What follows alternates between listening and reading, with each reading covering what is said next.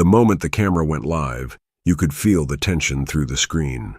It was prime time. Millions of Americans watching. The set was glowing. Red, white, and blue lights danced across the sleek studio floor. Senator Elizabeth Warren sat tall behind her microphone. Donald Trump, opposite her, looked unusually calm. Then it happened. Warren leaned forward. "Mr. Trump," she said slowly, "you've lied to the American people for decades. You've dodged responsibility. You've made mockery your weapon." The crowd gasped. A producer whispered into an earpiece off stage. Even the host blinked, frozen. No one expected her to go that hard, that fast. Trump didn't move. Warren's voice quivered as she added, "Do you even care about anyone but yourself?" The silence was unbearable. The air felt thick, like time had slowed. Trump's eyes didn't leave hers, but his face had changed. Not angry. Sad. He leaned toward the microphone, quietly, calmly, ready to speak. Everyone leaned in, audience, crew, viewers at home. And then, he paused. That pause held a lifetime. A moment that would go down in TV history. And in that frozen stillness, no one yet knew. What he was about to say would change everything.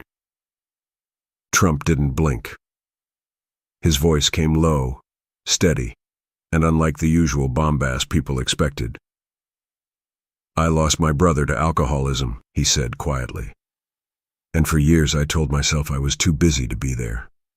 I buried myself in work, in money, in power, because I couldn't face that guilt." You could hear the breath catch in Warren's throat. "I didn't dodge responsibility, Senator," he said, his voice thickening. "I drowned in it. I failed my family, and I've made peace with it by trying, maybe clumsily, to protect this country the way I couldn't protect him." The audience was silent. "I joke, I fight, I push people away. But deep down, I'm just a man who never got to say goodbye to his big brother." A woman in the crowd quietly wiped a tear. Even Warren's expression shifted, from fire to something else, something softer, confused. Trump continued, "So when you ask if I care about others, maybe you should ask why I never talk about Fred." The cameras zoomed in. This wasn't politics anymore. This was grief, guilt, and the unbearable weight of regret. And suddenly, it wasn't Trump the showman sitting there. It was Donald, a broken man, finally opening his heart. For once, Elizabeth Warren had no words. She stared at him, blinking, her mouth slightly open. Not out of victory, but from something else entirely. Something deeper. Her attack had pierced something unexpected. And what stared back wasn't a wall of arrogance. It was raw pain. The host fidgeted nervously. "Senator Warren." Response. She didn't speak. She looked at Trump. Really looked. He wasn't smirking. He wasn't defensive. He looked tired. "You see," Trump said quietly, "people think being tough means shouting loud, but toughness is carrying guilt so heavy it never leaves you, and still waking up the next day to lead." His voice cracked at the end. The audience, silent. Warren slowly lowered her pen. Her lips trembled, barely moving. "I didn't know about your brother," she finally whispered. Trump nodded. "Most people don't. I never wanted pity. I just didn't want to break on camera." A soft sniffle came from the front row. For a moment, this wasn't a debate. It was two people, standing in the rubble of public personas, seeing each other as human for the first time. The internet would soon explode. But inside that studio, in that fragile pause, something more powerful had already happened. The beginning of truth. Trump reached into his suit jacket and slowly pulled out a small, folded piece of paper. It was creased at the edges, clearly old, handled often. He laid it gently on the desk between him and Warren. The camera zoomed in. "I keep this with me every day," he said quietly. It's a letter my brother Fred wrote me the night before he was taken to the hospital. He never made it out. The host's voice cracked off camera. Would you read it? Trump stared at the letter. I've never read it out loud. Then, he unfolded it, hands trembling just slightly. Donald, I know we haven't spoken in months. I'm sorry. I want you to know I'm proud of you. Even when you act like the whole world owes you something, I still see the boy who protected me from bullies in 3rd grade. He stopped, cleared his throat. The audience was still. Warren looked down at her hands. Trump looked up. I let my brother down, and I've spent the rest of my life trying to never let the country down the same way. One sentence. And suddenly politics felt very, very far away. Warren leaned forward. Her eyes were watery now. Not from defeat, but from recognition. I lost my dad when I was 12, she said softly. He had a heart attack in front of me while mowing the lawn. I've never told that story on air. I just buried it. The crowd inhaled, not in shock, but in connection. Trump looked up. We're both carrying ghosts, aren't we? She nodded. The host, visibly shaken, whispered, Is this still a debate? Warren smiled weakly. I don't think so. For a moment, both Trump and Warren sat as two children who grew up too fast, driven by grief, ambition, and public expectations. The arguments, the sound bites, the camera angles, none of it mattered anymore. Warren reached toward the letter. Can I see it? Trump slid it across. She held it gently, like something sacred. And just like that, the energy in the room changed. The political battlefield turned into something sacred, a place where healing began. It wasn't about winning or losing anymore. It was about understanding. And suddenly the millions watching weren't cheering or booing. They were quietly crying. Because they saw themselves in both of them. The screen briefly cut to a split-shot replay. Trump on one side reading the letter, Warren on the other, eyes heavy with memory. The live feed returned to the studio just as Trump leaned back in his chair, visibly older somehow. You know, he said, I built towers, brands, and walls, but grief, it builds something else. A cage. Warren was silent. Trump continued.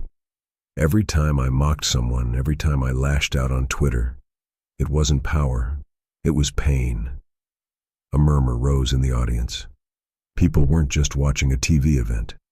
They were witnessing something human, something holy. Warren's voice cracked. I've misjudged you. Trump didn't gloat. And I've misjudged myself. Cameras panned across the audience. A woman gripping her husband's hand. A teen wiping his cheek. A veteran sitting upright, eyes glistening. Trump turned to the crowd. America doesn't need perfect leaders. It needs honest ones, broken ones who've learned the cost of silence. Warren placed the letter back on the table. Then she did something no one expected. She reached across the stage and gently placed her hand on Trump's. A moment of unity. And the crowd stood, not in applause, but in reverence. For the first time in network history, the debate timer was turned off. Producers backstage didn't dare interrupt. What was happening wasn't debate. It was something sacred, raw, and unexpectedly healing. The audience sat breathless as Warren and Trump shared a silence that somehow said more than any words ever could. Trump finally broke it. My brother, he said, voice barely above a whisper, wasn't political. He didn't care about votes or polls. He just wanted me to stop trying to prove I mattered. He turned to Warren. But you know what's crazy? After all these years, I'm starting to understand what he meant. Warren's expression softened. And I'm starting to understand that behind the man I've fought so long is a son, a brother, a man who's been carrying pain alone. The camera zoomed in on a teenage girl in the crowd, silently sobbing, holding her father's hand. On social media, hashtags began to trend. The letter and "This is not politics." No one was yelling, no one was cheering. They were listening and feeling. This wasn't just a show anymore. It was therapy. And America, for one fragile moment, was healing, together. Warren looked into the camera, not for drama, but from her heart. Millions of you watching right now have lost someone, a parent, a sibling, a friend. And maybe, like us, you buried it under ambition, under politics, under pride. She turned to Trump. "I've attacked you for years, sometimes with anger, sometimes with truth. But I never once asked what hurt you." Trump took a deep breath. "I never asked what hurt you either," he replied. "I just assumed, because you stood in my way, that you were my enemy." A ripple passed through the audience. Warren placed a hand over her heart. "I never hated you, Donald. I hated the version of you I thought I understood." And then, something remarkable happened. Trump's voice cracked. "I don't want to fight anymore." Warren's eyes welled. "Me neither." The host, long forgotten, simply whispered, "I think the world just changed." Across the country, people cried in their living rooms, not because a debate was won or lost, but because pain had finally been spoken aloud. And for the first time in years, people weren't taking sides. They were just remembering how to feel. The silence didn't last forever. It broke, softly, with one person in the back row standing up and clapping. Then another, and another. No shouting, no wild cheering. Just slow, emotional applause, like a funeral and a birth happening at once. Trump wiped his eye. Not dramatically, just a quiet swipe, almost shy. "I didn't expect tonight to be this." Warren smiled through her tears. "Neither did I." The host finally found her voice. "Tonight we witnessed something rare. Two people who disagreed on everything, agree that grief is heavier than politics." Trump turned toward the crowd. "I've spent my life trying to win, at business, at politics, at power. But sometimes, the real victory is learning how to lose the right things." The applause grew louder. He looked at Warren. "I never told anyone this. After Fred died, I didn't cry. I didn't know how." Warren nodded. "You just did." The screen split again.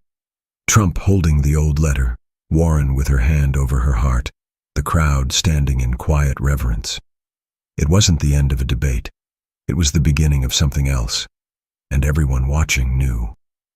They'd just seen history. As the applause settled into silence again, Trump lowered his gaze. "There's something else I've never said on air," he murmured. The room held its breath. "My father was a tough man, hard to impress, never hugged me. He built everything with his own hands and expected me to do the same. But he never once said he was proud." He paused. "And maybe that's why I built towers with my name on them, hoping he'd see one and finally say it." Warren didn't blink. She just listened. Trump's voice grew quieter. "But he never did. He died with clenched fists. And I've been chasing approval ever since. From the media, the voters, even from people who hate me." A woman in the front row burst into tears.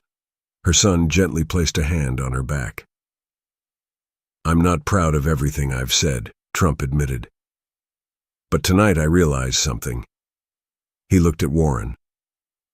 "I don't need to be perfect. I just need to be real." And in that moment, he wasn't a politician, a businessman, or even a president. He was a son, still reaching for the words he never got. "I'm proud of you." Elizabeth Warren had faced critics her whole career, but nothing prepared her for this. Not Trump's attacks, but his honesty. Her voice wavered as she spoke. "You know, I spent most of my life trying to prove I belonged in rooms filled with men in suits. I studied harder, worked longer, spoke louder. She paused, and I pushed people away, thinking that vulnerability made me weak. Trump nodded quietly. My mother worked 3 jobs after my dad died, Warren continued. She used to come home with her hands bleeding from folding laundry. I swore I'd never let anyone walk over me like that again.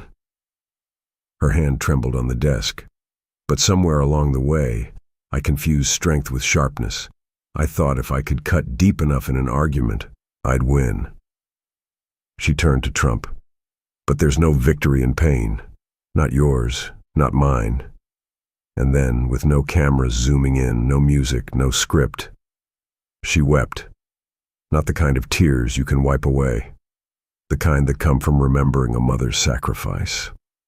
A childhood buried under ambition. Trump didn't interrupt. He let her cry. And in that silence, the whole world cried with her. At homes across America, people sat glued to their screens, no longer watching a debate, but a reckoning. Teenagers who never cared about politics sat still. Mothers with old wounds sat quietly. Fathers who never cried now found their eyes wet. This wasn't a battle of left or right. It was the moment when 2 rivals finally admitted they were human first. In the studio, the lights dimmed slightly, not by design, but as if the room itself understood something sacred was unfolding. Trump finally spoke again. I've said things I regret, hurt people, wasted years trying to win arguments. He turned to Warren. But tonight I'm not trying to win. She looked back. Me neither. They smiled, not out of victory, but relief, because pain had finally been spoken out loud, and the power of that was unstoppable. The host, voice shaking, leaned into her mic. What should we call this? Warren wiped her face. Not a debate. Trump nodded. Not politics. He looked into the camera. Just the truth. And in that moment, across race, class, party, and pain, America listened. Because for the first time in a long time, it felt like home. Trump leaned in. His voice dropped, steady but weighted. I want to tell you something I've never said publicly, not in any book, not even to my closest advisors. The audience hushed. I almost quit. Warren blinked. Quit what? Everything. He exhaled. Right before the 2020 election, the pressure, the hate, the loneliness, it all crushed me. People think I'm surrounded by power, but there were nights I went to bed not even knowing if anyone truly loved me or just needed something from me. A long pause. I was scared, Trump said. I thought if I lost the presidency, I'd lose everything that gave my life meaning. I didn't know who I was without it. The camera caught Warren's eyes filling again. Trump looked down. Then one morning I found Fred's letter in my drawer. I hadn't seen it in years, and for some reason I read it like it was written to me now, not then. He looked up, tears gathering. That letter saved my life. The room was dead silent, because this wasn't about power or pride anymore. This was about a man nearly breaking, and the paper-thin moment that brought him back. Warren leaned back slightly, her face pale with memory. I've been there too, she whispered. Trump turned, genuinely surprised. Warren nodded. After my first campaign loss, I locked myself in my home for a week. I didn't eat. I felt like I had failed my entire gender. Like I wasn't enough. Not smart enough, not tough enough, not loud enough. She looked at him. But you know what haunted me most? Trump waited. My mom used to say, Lizzie, you've got fire in you, but don't let it burn you up first. Her voice cracked. I ignored her. A deep breath. For years I kept proving everyone wrong, while slowly forgetting who I was before the fight began. Trump nodded, slowly. You became your armor. Warren smiled sadly. And so did you. The camera cut to a veteran in the crowd, nodding, tears on his cheek. A young Latina woman gripped a tissue near her lips. Two lifelong political rivals. Two human beings who had finally stopped fighting long enough to see their reflection in each other's scars. It wasn't reconciliation for the cameras. It was real. And that's why it broke the internet. Because pain doesn't care about party lines. The host stepped in for the first time in minutes. "Mr. Trump, Senator Warren, would you mind if I ask something?" They both nodded. The host held up a stack of envelopes. "These just came in, live. Messages from viewers all over the country. They're flooding in, dozens every second." She pulled out the first. It was from a high school senior in Ohio. "Dear Mr. Trump and Ms. Warren, my parents haven't spoken in months. They're from different parties. But tonight, they sat together, held hands, and cried. Thank you." She opened another. From a veteran in Arizona. "I used to think politics was just a circus. Tonight reminded me that real people are still inside those suits." And one more, handwritten, trembling lines. "My son died by suicide. I blamed myself for years. But Donald, when you said you were scared too, I finally let myself breathe." Trump closed his eyes, letting it sink in. Warren reached across again, not out of strategy, but instinct. Because for the first time in years, they weren't leading a debate. They were leading a healing, and America was listening. The studio was silent, not from shock, but from reverence. Trump sat forward, shoulders squared, eyes steady. No smugness, just quiet strength. Senator Warren, whose earlier accusation had sent the room into a spiral, now sat back in her chair, lips pressed tight. She wasn't angry. She was listening. Trump leaned toward the mic. "America is broken in ways most politicians refuse to admit," he said softly. "But I've seen single moms skipping dinner so their kids can eat. I've met veterans sleeping in their cars. I've walked past men crying in parking lots because they've lost everything." The room stirred. "I'm not perfect," he added. "But I'll never sit back and pretend we're okay when we're not. So if fighting for the forgotten makes me a villain, then fine. Let me be the villain." A soft clap started in the back row, then another. And suddenly the room erupted, not in politics, but in raw humanity. Even Warren blinked hard, her eyes glassy. The moderators, speechless, didn't dare interrupt. Trump looked over at Warren and nodded gently. No hatred, just grace. And in that moment, the show wasn't about headlines anymore. It was about healing. By midnight, the clip had crossed 10 million views. On TikTok, a girl captioned it, "I never liked Trump. Until this." On YouTube, "He just said what millions feel but no one says." On CNN, Senator Warren silenced after raw Trump moment stuns live audience. But inside Trump's hotel room, there was no celebration, no champagne, just him, sitting in the dark, rewatching the clip. His eyes stopped on one part, where he said, "I've seen men cry in parking lots," because that man was his brother. And years ago, when everything collapsed around him, Trump had been too busy to answer the phone. He never got to say goodbye. That guilt never left. And tonight, as he spoke those words, they hadn't been planned. They'd come from pain, regret, and truth. Meanwhile, Warren posted on X, "Sometimes politics humbles you. Tonight did that for me. Thank you, Donald." It went viral too. And America, fractured and cynical, saw something new. Two rivals, not screaming, but standing still in the same silence. A silence that said, "We hurt too." And for once, it felt like hope wasn't sold. It was shared. The next morning, rain tapped gently against the studio windows.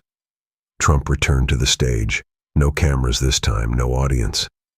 Just an old janitor sweeping quietly in the back.